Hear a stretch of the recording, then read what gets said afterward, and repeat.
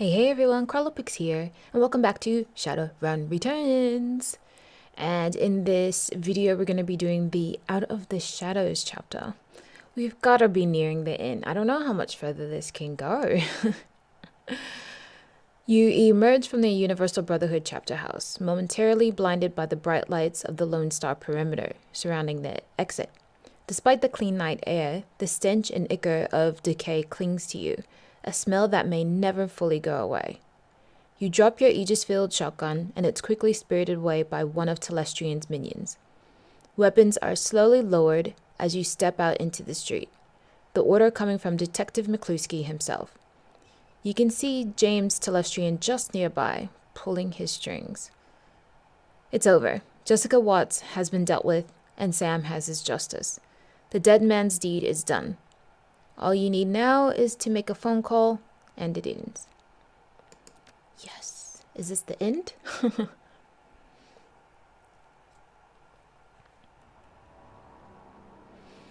Speak to James Telestrian III. Okay. I wanted to talk to McCluskey some more.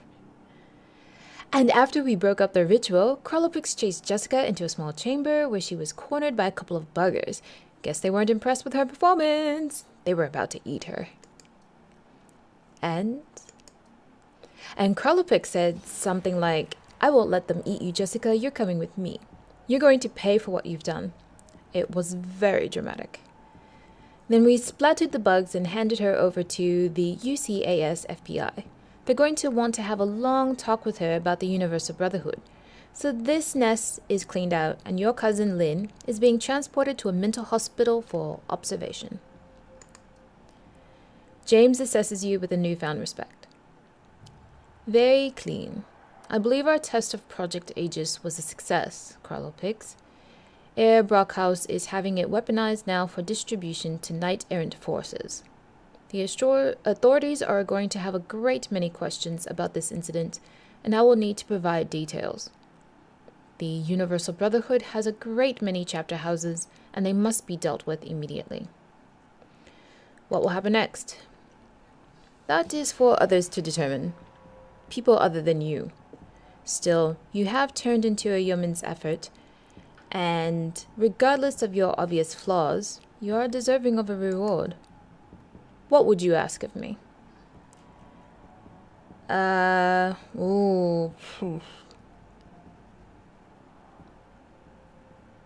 Let's be a hard-working Joe. I hear you have an opening for a new VP of security. Telestrian regards you a moment. He seems to be choosing his words.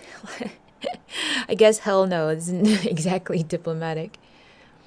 Unfortunately, a troll is not an appropriate fit for a Telestrian Industries corporation executive. I'm sure you understand. However, I believe whomever fills the position would benefit from an executive consultant of your caliber. It's not how you spell caliber. The position will pay quite handsomely, I assure you. Report to work on Monday. Just wear something more appropriate. Good day. Wow, now I've got a job. How about that? Ooh, and now I can talk to everybody. Cool. So I can shove it in McCluskey's face. Dresden, buddy! The little coroner is surprised to see you, but he can't hide his delight. Hey, Cralopix. I was wondering if I was going to see you again. Guess I shouldn't be surprised to find you here. Wherever there's mayhem, that's where you'll find me. I guess so. He pops his eyebrows, eager.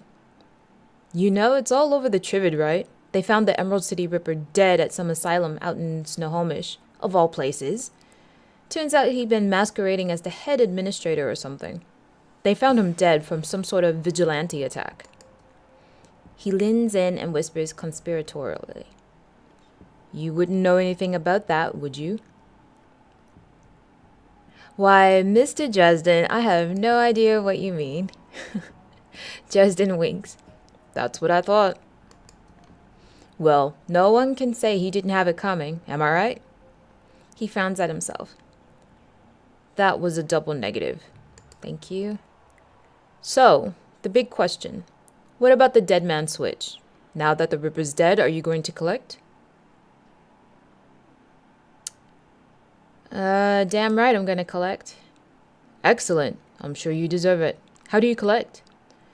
I was told I'd need a secure line to call the number Sam gave me. Can't use my comlink. He brightens. Lone Star's emergency response team set up a secure phone line right here to coordinate their efforts. I can authorize you to use it.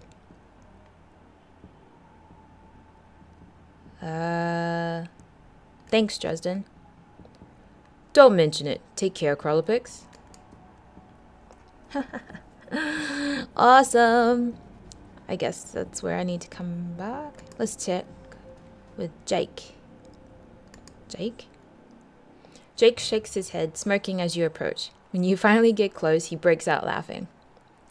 I heard the Universal Brotherhood was getting shut up on the police scanner. Knew it had to be you. Did you get her? Oh, I got her. Figured you would.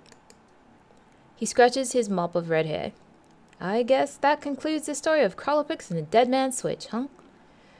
You know, I've been thinking, maybe you should stay in Seattle a while. There's plenty of ways folks like us can get into trouble here. You only skimmed the surface.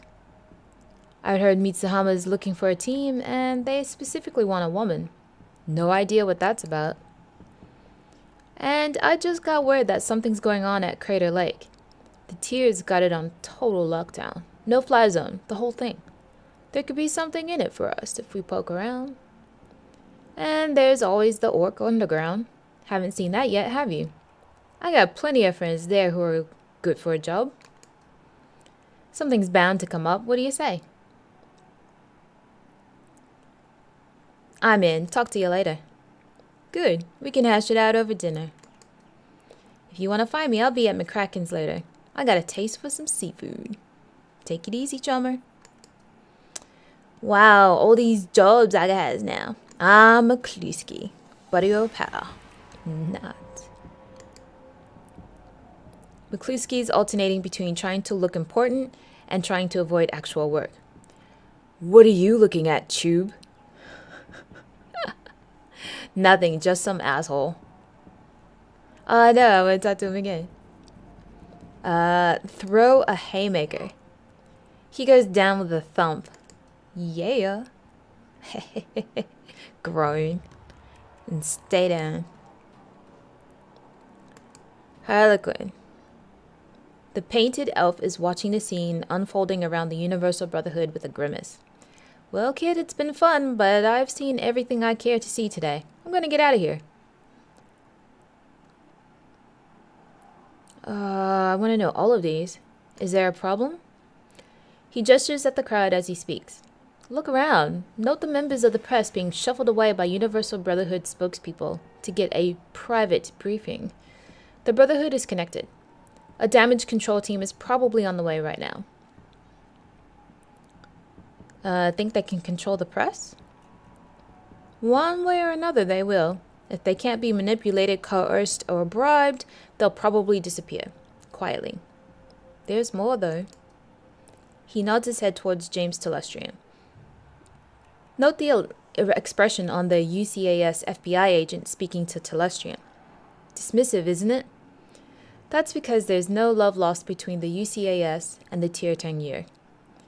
They're not going to trust what he's telling them, and frankly, I have no idea what he's telling them. James plays his own game. Always has. Oh, boy. Do you trust him? No. Just like I don't trust you. Don't take it personally, kid. You shouldn't trust me either. I've been manipulating runners like you for years. I'm manipulating you right now. You just don't know my game yet. Let's continue to dance. I have one more to show you. He points at someone in the crowd and smiles. The man sees him pointing and smiles back. That guy there? He's with Ares Macrotechnology. Enormous megacorp, ridiculously powerful. They've been sniffing around Project Aegis for quite a while now. Clearly they have an agenda that's just starting to unfold. He gives the Ares man the finger. The man smiles and returns the gesture. Okay. Government, media, business, all working to ensure the truth stays hidden. Working together? I don't think so. Me either. In a way, it's worse. It's a series of conspiracies, conflicting agendas, and petty jealousies, all building upon, feeding upon, and excreting into an unending web of dreck that people wade through every day and call it life. If there was one Dark Lord controlling everything, we could drive a magic sword through his heart to free the world. That would be grand. Such clarity, such focus. Alas. So what's the lesson in all of this? Did I do that? No. I don't know which one to pick. Okay, seriously, who are you? A friend. Okay. So, where's Herr Brockhaus? I thought he'd be here too. He flew back to Berlin, all sorts of things brewing there. He was very impressed with you, though. He could probably turn into work someday. But I'd forget about him if I were you. Never make a deal with a dragon kid. They're playing a different game entirely. So what's the lesson in all of this? Did I did all of that for nothing? He laughs. Just the opposite, schmuck. The lesson is this. The game is rigged. The cards are stacked. The dice are loaded. It's the same as it always was. Every cycle, people in power exert power. Little people cower in their homes, think what they're told to think, and buy whatever product will help them forget how horrible their lives are for another day. And that's why we don't play their frigging game. They don't swallow their dreck sandwich and politely ask for another. That's why we run the shadows. That's where real life is, kiddo. Reality's living in the places no one wants you to see. Well, thank you, and see you around, Harlequin. Oh, Coyote, my girl. What you got to say? Guess that's it, huh? You captured Sam's killer, and now he'll get his justice. Guess so. Tough week, huh? I've had worse. Not like this one. Gangers, hellhounds, mock mental patients, serial killers, ghouls, corporate deckers, extra-dimensional bugs, and an army of corp security. Yeah, I could use a nap. I bet. Coyote grins, first time. Well, I'm gonna grab Paco, head back to the Union, maybe watch a trid or something. And I could use a long shower too. After that...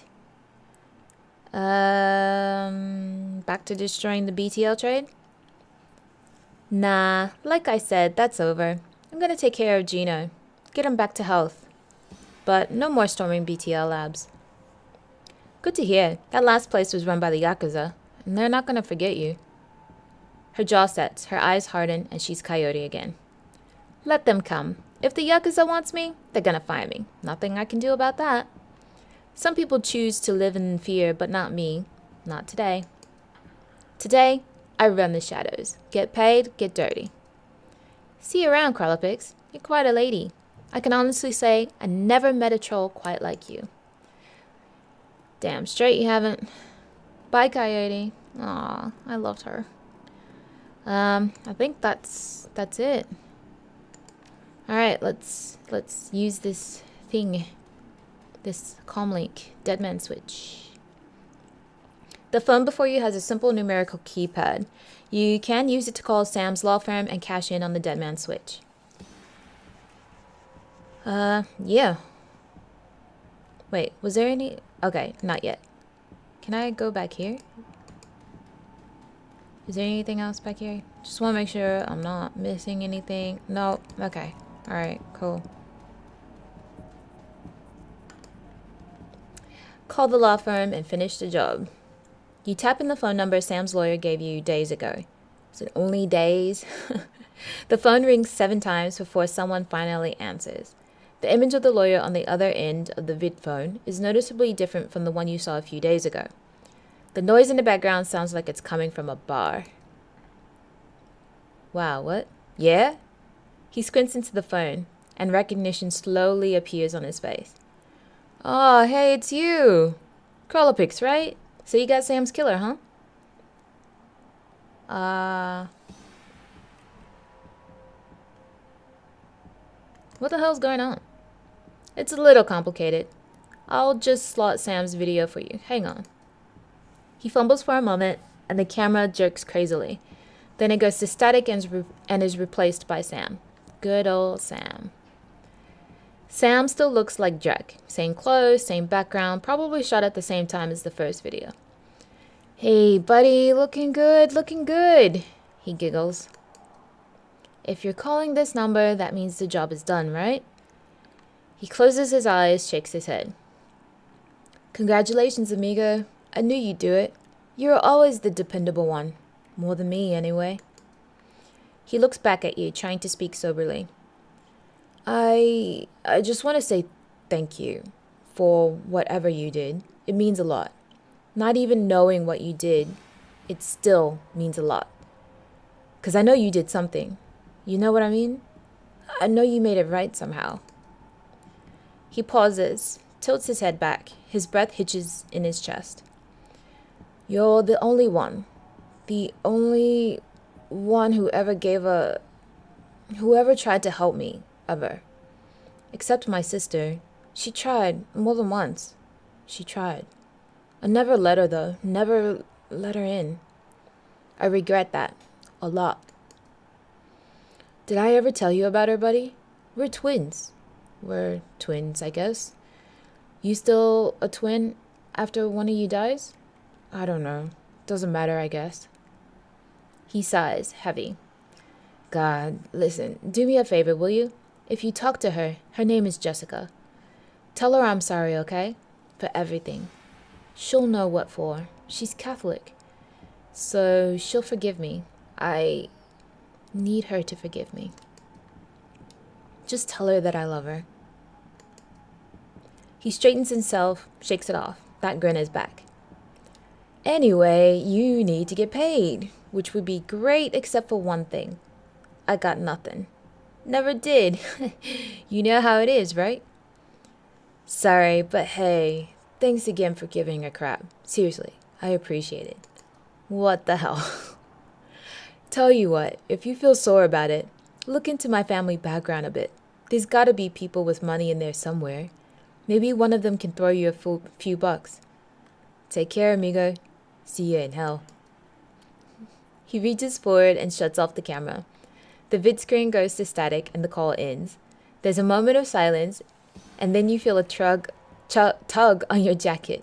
It's Dresden. This is just ridiculous. So, what did he say?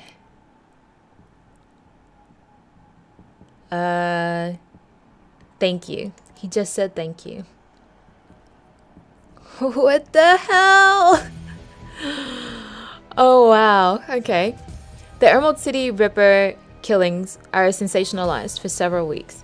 Lurid reports focus on the killer masquerading as the administrator of Mercy Mental Hospital. Soon after, pop singer Maria Mercurial is cast as the lead in Dr. Ripper, a trivet thriller about a reporter who goes undercover as a mental patient to uncover a serial killer. Seattle Newsnet reports a shootout at a chapter house of the Universal Brotherhood. Witnesses claim that a gang of religious fanatics stormed the building for unknown reasons, but committed suicide before they could be captured. All mention of insect spirits, James Celestian III, or Shadowrunners are kept out of the news. 1 year later, the city of Chicago declares a quarantine area between Lake Michigan and the Des Plaines River. Officially, the Chicago Containment Zone is established to fight an outbreak of an infectious virus, but an infestation of insect spirits is suspected by those who know. A mature form of Project Aegis, called FABS-3, is eventually deployed to remove the bug threat from Chicago. The Watts family name has since been lost to the shadows. Crazy! What is going on? Oh my goodness! Okay, well, that's it. Game over. For real, literally, game over. That was incredible. This was such a good game. And I have been told that Shadowrun games that come after this and their DLCs are even better. And oh man, I can't wait to play those. This one was, I'm impressed. I thought I was gonna have trouble playing it, but pretty good. And I'm quite proud that I only died like, you know, a handful of times because I'm pretty notorious for dying all the time. So proud of that. But man, this story, that was pretty good. Pretty good. I am impressed. Like, I couldn't tell where they were going some of the times. Like, it wasn't, a lot of the times these stories are quite predictable, right? But this one, wow, it really took me for a loop some of the times. Like, I thought I knew where it was going, but then nope, fool you. Like, especially the part, I thought I was gonna get in trouble at the Telestrian place because I thought Lynn was gonna make an appearance and that she was behind it all with James Telestrian III, and that I just got into a huge trap. But no, it was just wow. And it was really sad that Sam mentioned his sister at the end there. But of course, yeah, I could probably visit her in jail and give her the message, but I doubt she would believe it. I really doubt it. Man, this was so good. Oh, I can't believe it. I hope you guys have enjoyed this game. The story was just incredible. It was a little hard to read sometimes because one, especially towards the end, the grammar and spelling got really sloppy. And then they were using a lot of made up words that when you're trying to read it, you're just like, wait, what does it say? But yeah, for the most part, it was like I was able to stay immersed without those. And yeah, this is such a good game. I still remain loyal to Coyote. She has to have been my favorite character. Yeah, she was very sweet, but she was still a badass, so that was really cool. And I also liked Mrs. Kubota. It would have been cool, like, maybe at the end we could have, you know, joined the team and she would have done shadow running with us. That would have been cool too, I think, maybe. I don't know, she was really awesome. Oh, and I already forgot her name. The guy's sister, the shaman. Can't remember her name, but she was pretty alright too. She was one of the few people who had magic that I didn't mind using. But I felt that everybody was better with a gun. And yeah. I probably didn't play this as optimized as I could have. So like, you know, the way that I assigned my karma and stuff like that. Yeah. I'm one of those players that likes to go in with brute force. Like if I have high HP and I can do lots of damage, I'll just go in and tank everything, you know, so yeah. But I'm still like in shock that it's finally over, but it was very good. You know that you've been playing a game for a while and then it's finally over, you just like kind of lost a little bit. You're like, now what? But yeah, such a good game. But yes, I do hope that you have all enjoyed this game, and let me know if you recommend any of the other Shadowrun Returns games, or if you have an idea of what game I should play next. Happy to hear it. But yes, thank you so much, and I will see you in the next game. Bye!